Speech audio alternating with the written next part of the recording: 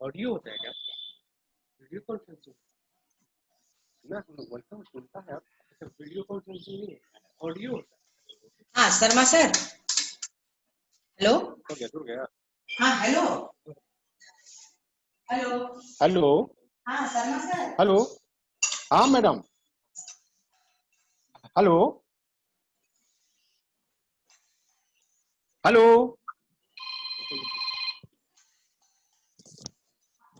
Sharma sir, हाँ madam बोलिए। पढ़ाना शुरू अच्छा, शुरू हो गया। अच्छा, तब बच्चों का आवाज सुनाई पड़ होगा मेरा ना? हाँ, थोड़ा म्यूट कर दीजिए, पढ़ाना शुरू कीजिए।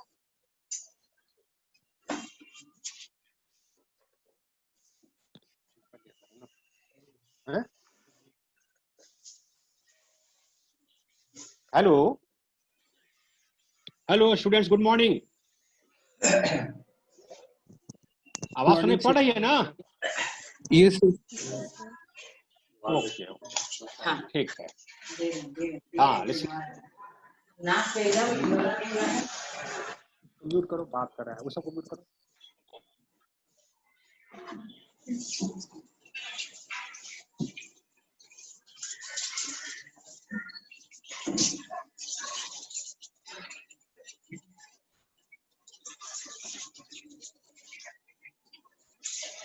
हाँ लीजिए।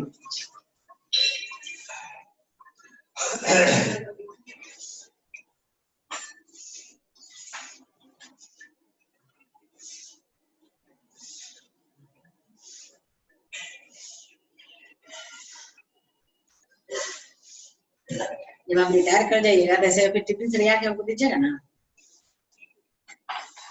बच्चे, इधर देखिए।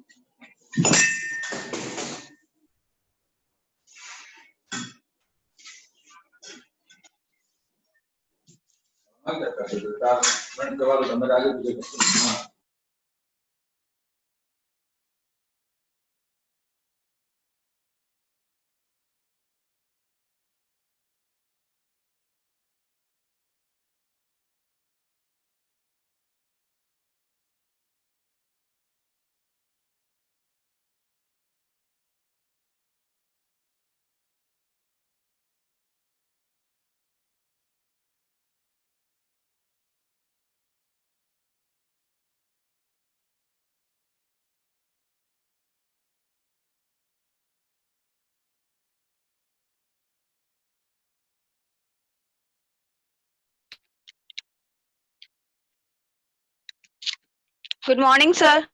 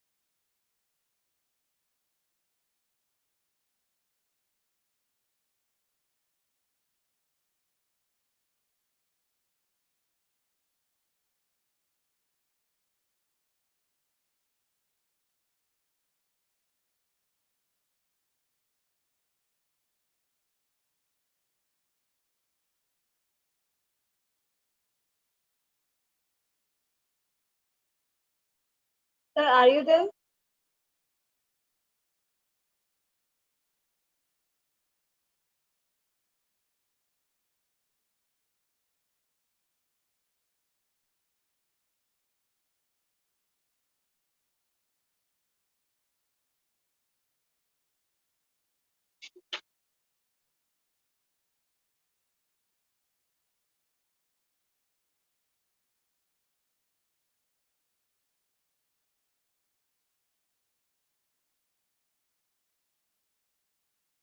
हेलो, आवाज सुनाई पड़ रहा है बच्चे? Hello, clearly.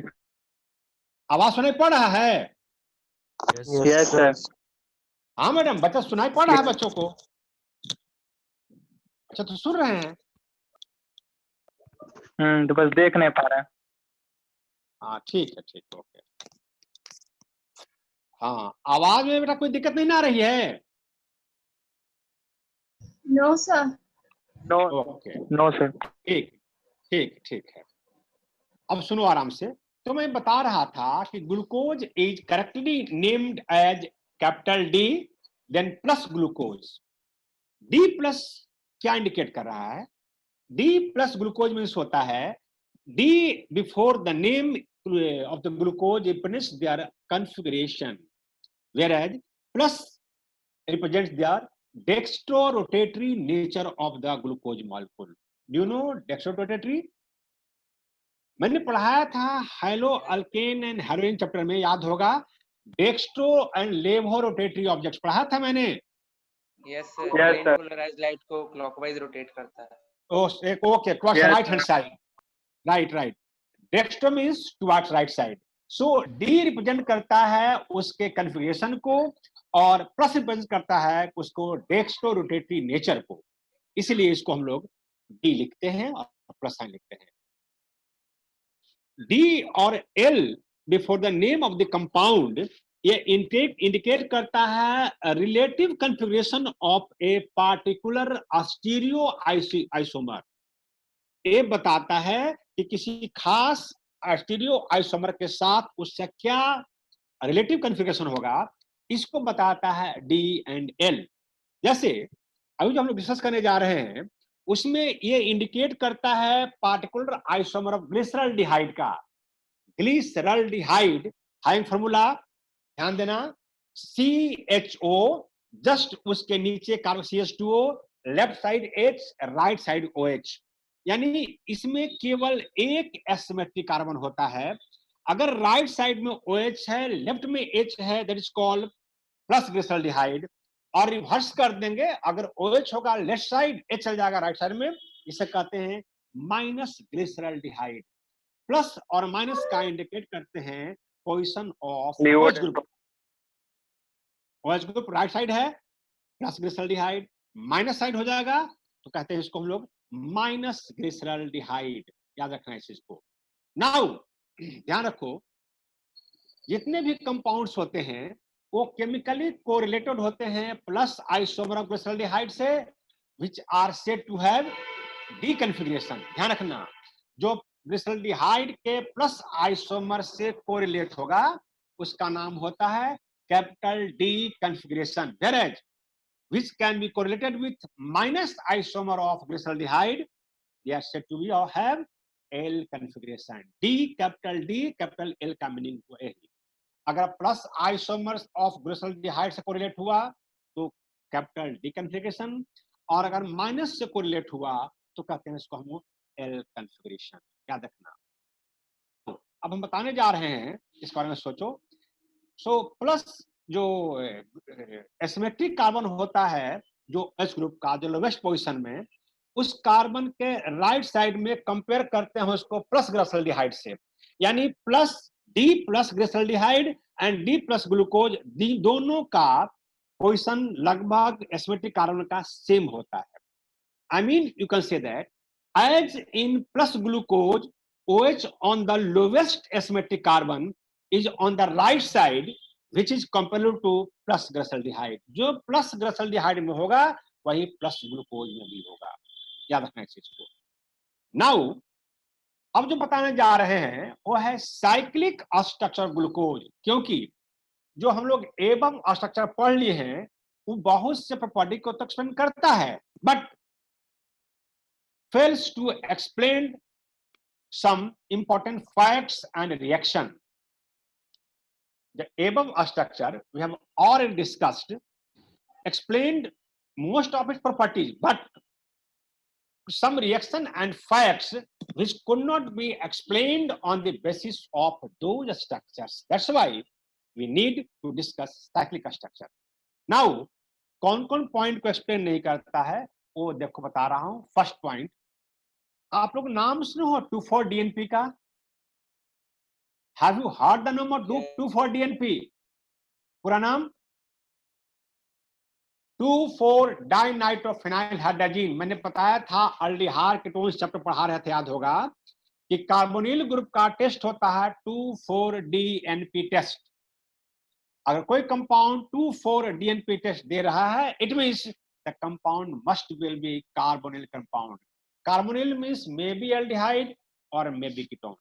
So, dear students, point first, in spite of having aldehyde group, glucose does not give 2,4-DNP test as well as does not form hydrogen sulfide addition product with sodium hydrogen sulfide. इसके पास aldehyde group है, फिर भी ये 2,4-DNP test नहीं देता है और sodium hydrogen sulphide के साथ एडिशन प्रोडक्ट नहीं देता है।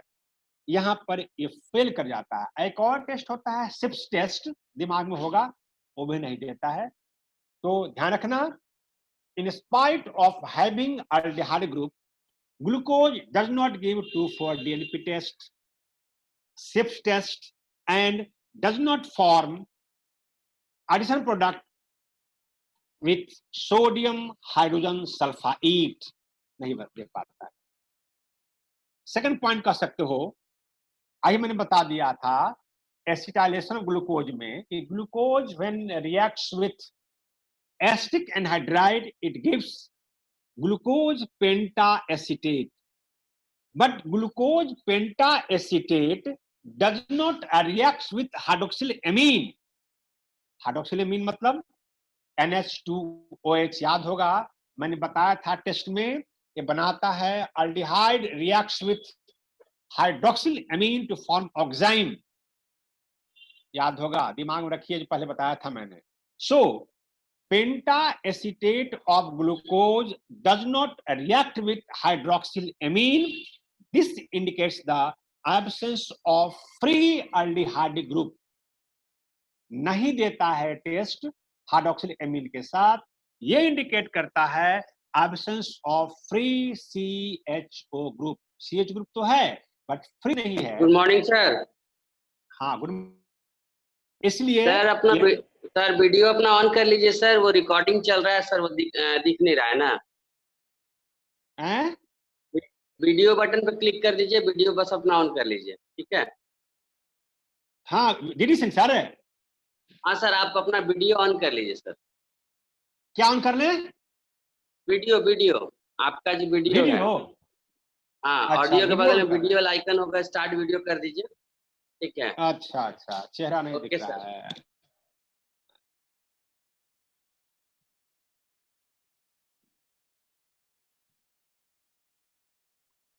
ओके सर, हाँ थैंक यू। ठीक हो गया? हाँ सर, ठीक राइट, है sir, okay. Okay okay, thank you. हाँ ये नहीं किया था मैंने, okay okay, thank you. So thank you sir. तो मैंने बता रहा था कि साइक्लिक स्ट्रक्चर ग्लूकोज के बारे में, कि ग्लूकोज रिएक्ट करता है एसिटिक एनहाइड्राइड के साथ, बनाता है glucose penta acetate, but that penta acetate does not react with hydroxyl amine, NH2OH के साथ रिएक्शन नहीं करता है। ये इंडिकेट करता है the absence of free CHO group. ये इंडिकेट करता है इसके फ्री CHO ग्रुप को, अल्डिहाइड ग्रुप को। Now dear students, you must know that glucose is found to exist in two different crystalline forms. One is called alpha form, second is called beta form, and alpha and beta form are differ in their melting point.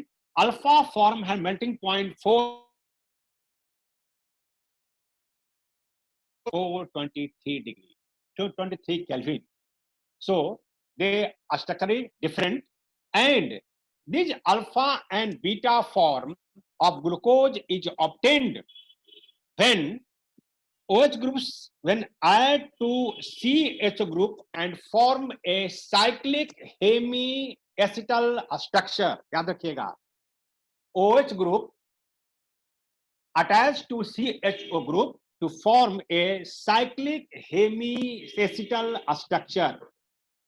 And it was found that glucose forms a 6-membered ring in which OH at C5 position is involved in a ring formation.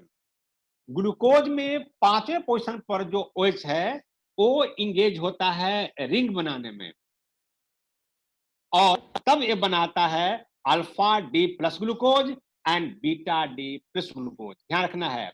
So OH of C5 then attached to CHO group and OH is at right hand side, it is called alpha D plus glucose. And when at first position OH is on left hand side, then it gives beta D plus glucose. ध्यान रखना है क्योंकि केवल position first पर ही alpha and beta form का structure एक दूसरे से डिफर करता है, बाकी कहीं डिफरेंस नहीं है. ध्यान दीजिएगा, ऐसे नोट्स में भेज दूंगा, देख लीजिएगा. उसमें alpha and beta form only differ at point first. When OH group is on the right hand side of the first carbon, it is called alpha D glucose. Whereas when OH group is present on the left hand side of the first carbon atom, it is called beta D glucose, and they exist in equilibrium simply. So these are the two कह सकते हो कि crystalline form of glucose that is known as alpha and beta D. Now, dear students, when this two cyclic hemi structure forms a glucose which differ only at point 1 C1, that is known as anomeric carbon. याद रखिएगा. When they differ at point 1 C1, it is called anomeric carbon. So such isomers of alpha and beta form are known as anomers. याद रखिएगा. फिर repeat कर रहे हैं. These two form, alpha and beta form, only differ at point 1 C1, is known as anomeric carbon, and that's why these isomers alpha and beta form are called anomers. ANOMERS, called anomers. Now, I'm going to discuss a 6-membered cyclic structure of glucose known as pyranose structure. याद रखिएगा. I'm going to discuss a 6-membered cyclic structure of glucose known as pyranose, PYRANOSE, pyranose structure. You must know that pyranose, which is analogy with pyran, PYRAN, pyran is a cyclic compound with the 1 oxygen atom and 5 carbon atoms in the ring. याद रखिएगा. pyran में 5 carbon atoms होते हैं और 1 oxygen atom हो सकते हैं. इसी से बना है pyranose structure of glucose. And this cyclic structure of glucose is correctly represented by Haworth structure. Haworth scientist थे, HAWORTH, Haworth structure. This Haworth structure I'm going to discuss here. Yes. Dear students, देखो तो ये दिखाई दे रहा है structure यहाँ. Hello. Yes, sir. एक मिनट. स्ट्रक्चर दिखाई दे रहा है यहाँ. हावर्थ स्ट्रक्चर ही है. That is pyran. इसमें 1 carbon atom, 1 oxygen atom at the top है and 5 carbon atoms are present. That is a cyclic structure. दिखाई दे रहा है ये? Yes, sir. ओके. ध्यान देना है. ओके. तो इन दोनों में कंपेयर करना है. ध्यान रखो क्या, बस ये alpha D and beta D glucose में only differ at this point 1. यहाँ पॉइंट 1 ए है, यहाँ पॉइंट ए है. यहाँ देखो H ऊपर OH नीचे, यहाँ पर H नीचे OH ऊपर. अभी बताया था ना कि राइट साइड लेफ्ट साइड का है. ये है अल्फा Yes. फॉर्म, यहाँ बीटा फॉर्म। बाकी कहीं पोजीशन 2, 3, 4, 5, 6 में कोई डिफरेंस नहीं, that remains same. Only they differ at point C1, that is called anomers, and इसी का नाम है anomeric carbon. This is the Haworth structure of glucose, called cyclic structure, which is the analogy of this pyran. That's why it is known as alpha D glucopyranose and beta D glucopyranose. इसी के नाम पर दिया गया है pyranose structure. Alpha D glucopyranose and beta D glucopyranose. So this is the Haworth structure of, you can say that, glucose. Now, dear students, I am going to discuss fructose, because in previous classes I have already told you that disaccharides undergoes hydrolysis. They form monosaccharides which may be same or different. मैंने कल पढ़ाया था कि when disaccharides like sucrose undergoes hydrolysis, it gives one molecule of glucose and one molecule of fructose. मैंने कल बताया था. Whereas अगर Yes. माल्टोज का करते हैं हाइड्रोलिसिस तो देता है 2 molecules of glucose only. तो एक देता है ग्लूकोज, एक देता है फ्रक्टोज, दोनों का फॉर्मूला सेम है C6H12O6, जिसमें ग्लूकोज को तो हम लोग डिस्कस कर दिए. Now I am going to discuss fructose, which must have the same molecular formula, that is C6H12O6. And on the basis of its reaction, it was found that fructose contains a ketonic function group at C2. ध्यान रखिएगा, ketone में, sorry fructose में एक ketonic group present होता है, CO present होता है at C2 पर, कार्बन नंबर 2 पर, and 6 carbon atoms are present in at a straight chain as in glucose. जैसे ग्लूकोज में होता है बस इसमें भी होता है, बट C2 पोजीशन पर केवल यहाँ पर होता है कीटोनिक ग्रुप. ध्यान रखिएगा. और ध्यान रखना है, ग्लूकोज कौन बताया था, वो होता है dextro rotatory compound, whereas fructose is levo rotatory compound. हाँ, याद रखिएगा, glucose dextro rotatory, whereas fructose is levo rotatory compound, and it is written as D minus fructose. वहां प्लस था, यहाँ माइनस था. अभी बताया था मैंने कि माइनस बताता है किस को, पीछे डिस्कस किया मैंने, इसलिए इसको कहते हैं D minus fructose because it is levo rotatory. Now you must know that, students, fructose also exists in 2 cyclic forms which are obtained by the addition of OH at C5 of the carbonyl group, CO group. फिर ध्यान से सुनिए, बता रहा हूं. सो fructose exists in 2 cyclic form which are obtained by the addition of OH group at C5 of carbonyl group. C5 पर C जो COH है उसके एडिशन से बनता है इसका cyclic forms. Thus the ring thus formed is a 5-membered ring and is known as furanose. याद रखिएगा, कंपेयर करके ग्लूकोज में पायरानोज बनाया था, बट फ्रक्टोज में ये बनाएगा furanose. Furanose with analogy to a compound called furan. Furan, right? Very good. Furan, Furan. It forms a furanose structure with analogy of furan. Furan is a 5-membered cyclic compound with 1 oxygen atom and 4 carbon atom. ध्यान रखिएगा, furan cyclic compounds है, इसमें 1 होता है oxygen atom और 4 होते हैं carbon atoms. So this structure are known as furanose structure, जबकि ग्लूकोज में था पायरानोज. याद रखना है. Now I am going to discuss the alpha D fructofuranase and beta D fructopyranose. ध्यान रखिएगा, मैं डायग्राम दिखा रहा हूं यहां पर। Dear students, always keep in mind, this is the structure of furan. दिखाई दे रहा है? नहीं सर, वन, कैमरा तो नीचे। और बोलो ठीक है? हाँ राइट। तो एक यहां पर OH ऊपर में है, अब बाकी 1 2 3 4 4 कार्बन दिखाई दे रहा है यहां पर। ध्यान रखिएगा, यही फ्यूरान।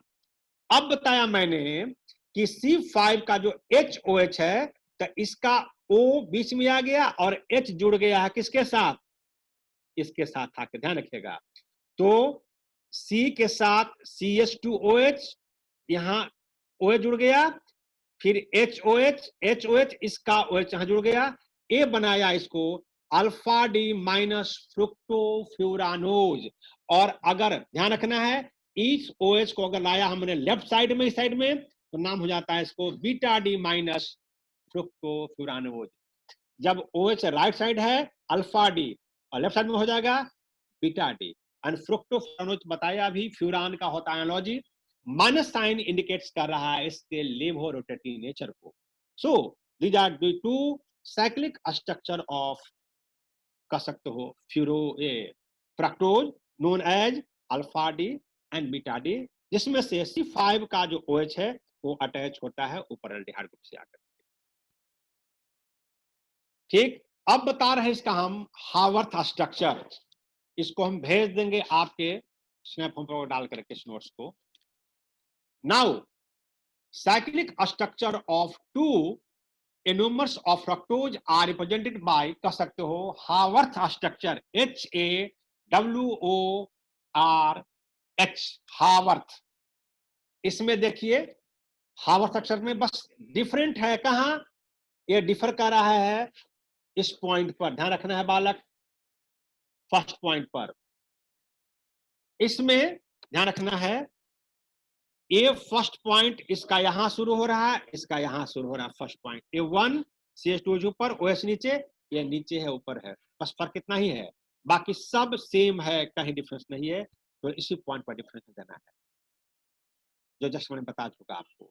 तो ये इसका है आपका, कह सकते हो, हावर्थ स्ट्रक्चर ऑफ फ्रक्टोज। तो ये है आपका structure of glucose and fructose के बारे में आपको मैंने बताया। ये था इनिशियल पोजीशन में जो आपका सिलेबस में मोनोसेक्राइड्स में ग्लूकोज एंड फ्रक्टोज का स्ट्रक्चर। ध्यान रखिएगा। नाउ डियर स्टूडेंट्स, ध्यान रखना है, disaccharides and polysaccharides have deleted from your syllabus.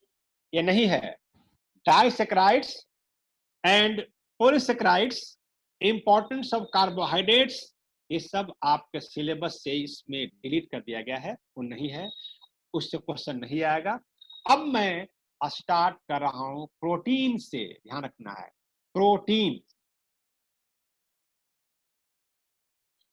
Now I am going to discuss protein, their structure, amino acids, essential non essential amino acids, like that, and structure of protein के बारे में discuss करेंगे। ध्यान रखिएगा।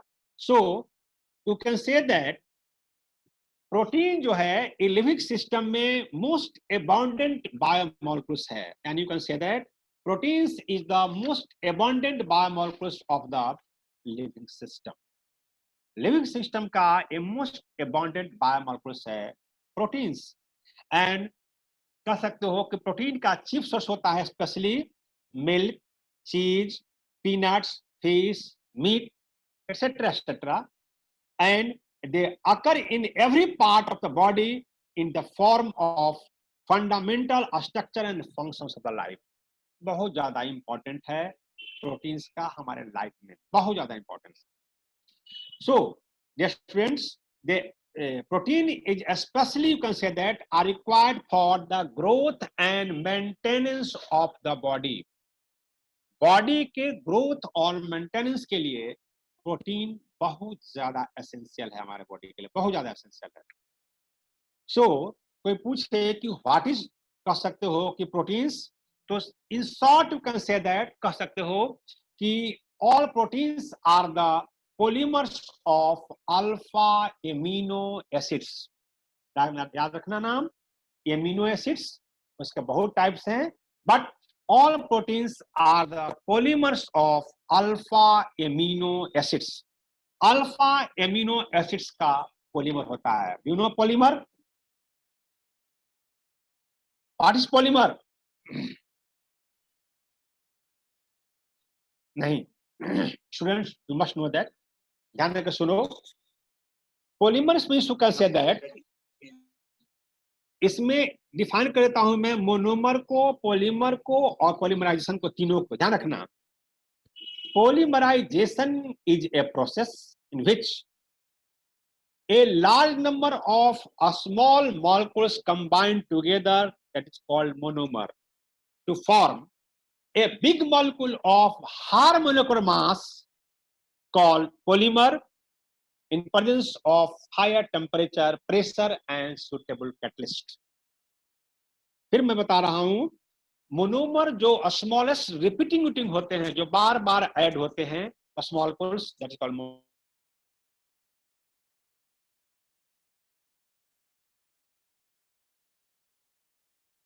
called polymer, and the overall process is known as polymerization. So all proteins are the polymers of alpha amino acids. Dear students, I am going to discuss amino acids. Amino acids, ध्यान रखना. Amino acids means you can say that the acid which contains both amino group as well as carboxyl group. Amino acids contain both amino group, that is NH2, and carboxylic acid group, that is COOH. तो amino acids में दोनों होता है, NH2 group भी होता है और COOH group भी होता है, दोनों होता है. But depending upon the relative position of amino group with respect to carboxyl group, amino acid is classified that alpha, beta, gamma, delta and so on. Carboxylic acid के रेस्पेक्ट में NH2 का position कहां है वो depend करता है, बताता है कि कौन है वो, अल्फा है, बीटा है, गामा है, डेल्टा है, like that. So you must know that only alpha amino acids are obtained by the hydrolysis of proteins, and their structure will be R, CH, NH2, COOH, that is alpha. अब बालक ध्यान दो, यही लिखा मैंने, alpha amino acids का structure दिखाई दे रहा है. देखो अल्फा एमिनो एसिड्स. हेलो, यही है अल्फा एमिनो एसिड्स. ये फंक्शनल ग्रुप है COOH.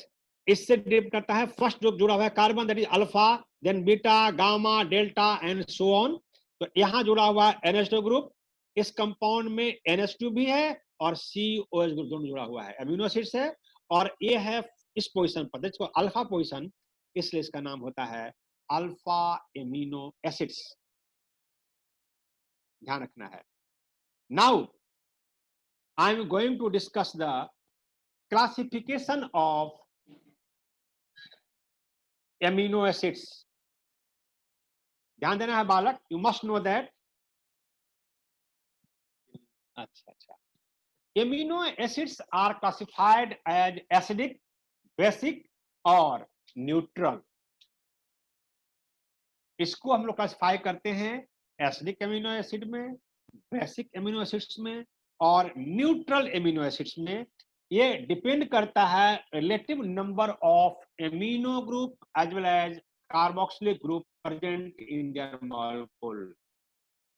अगर amino acids and carboxylic acid का नंबर इक्वल हुआ, if amino acids and carboxylic acids are present in equal number, then it is called neutral amino acids.